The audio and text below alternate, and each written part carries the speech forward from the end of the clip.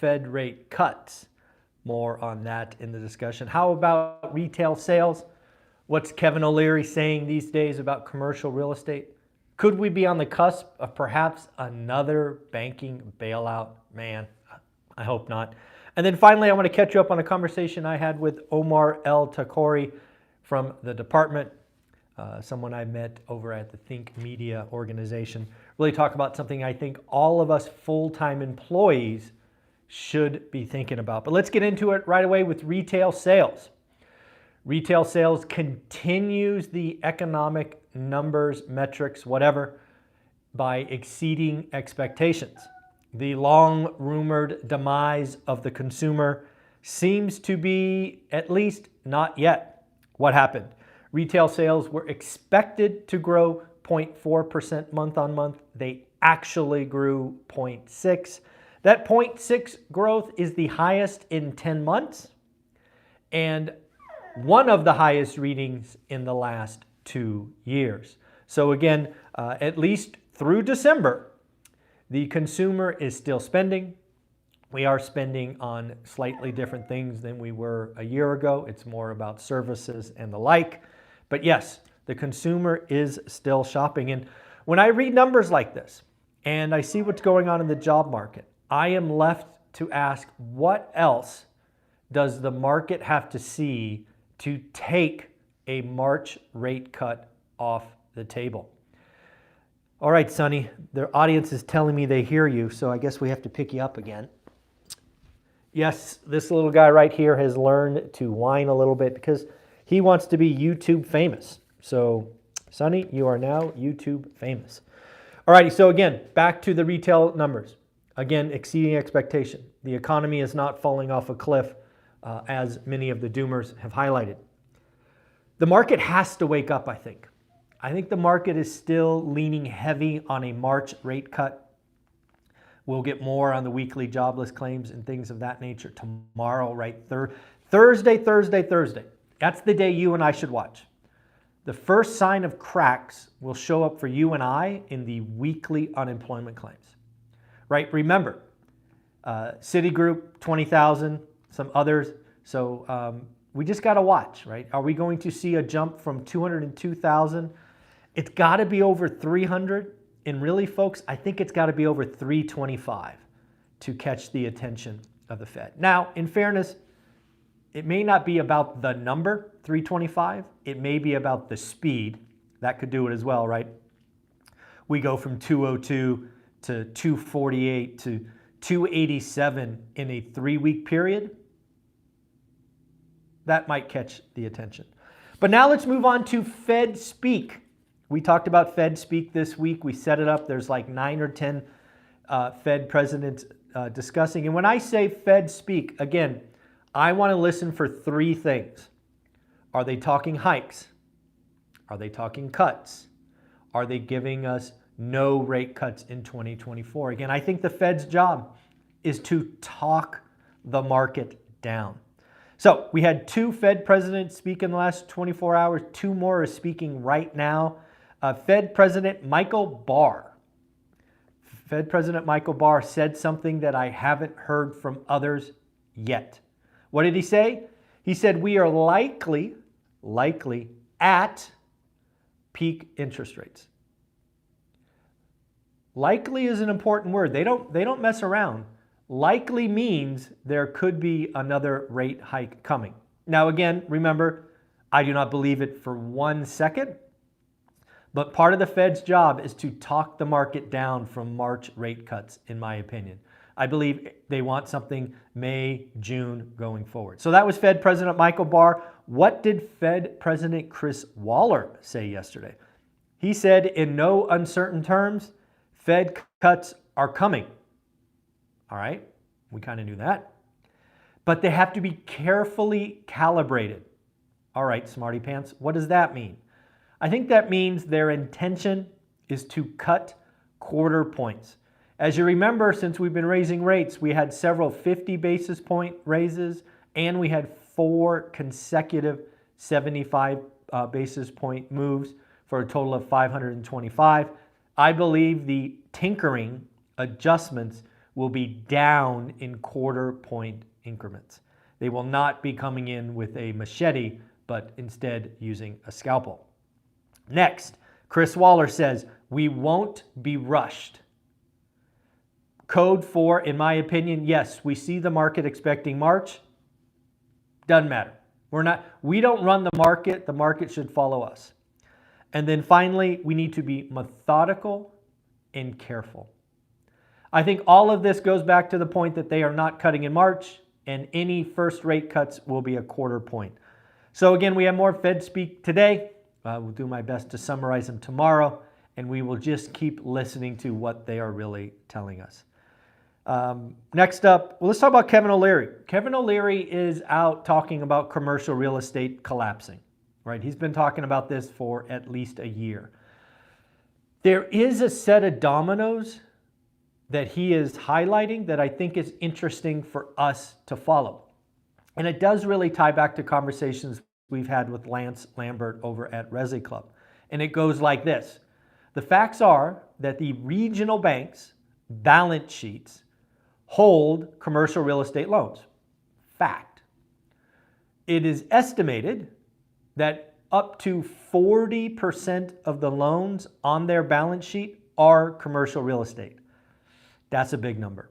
So if we are operating in a world where commercial real estate must refi, we have higher than average vacancies, and the cost of capital has doubled or tripled, it is just like we've talked about for over a year.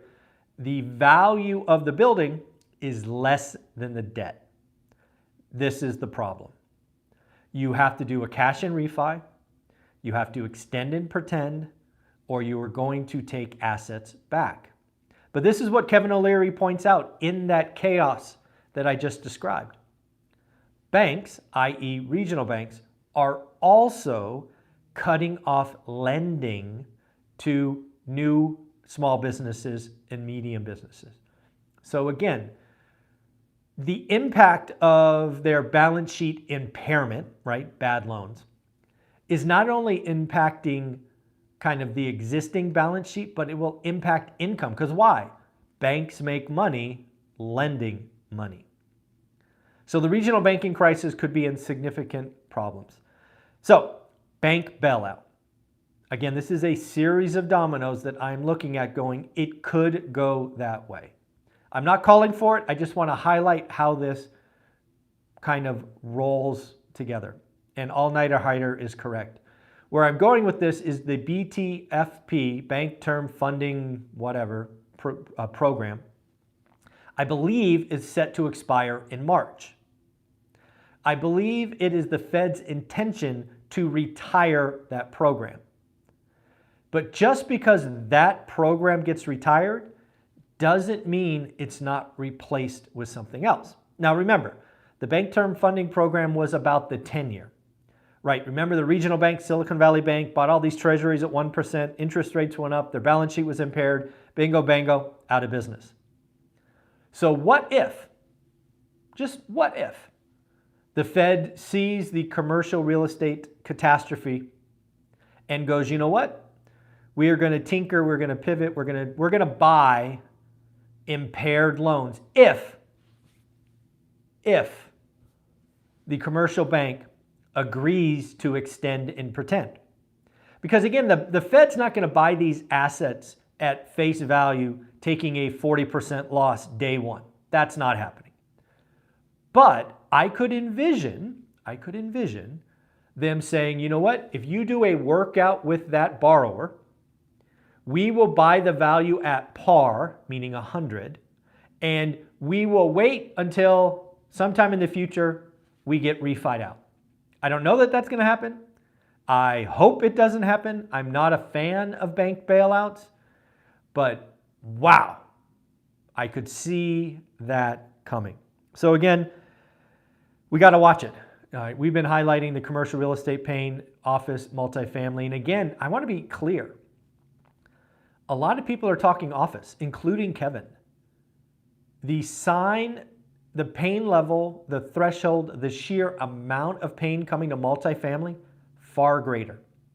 There's much more of it. There was much more stupid bridge loan. You've heard me You've heard me rant against the syndicators before, so I won't do it again. But the multifamily pain ultimately will dwarf office, in my opinion.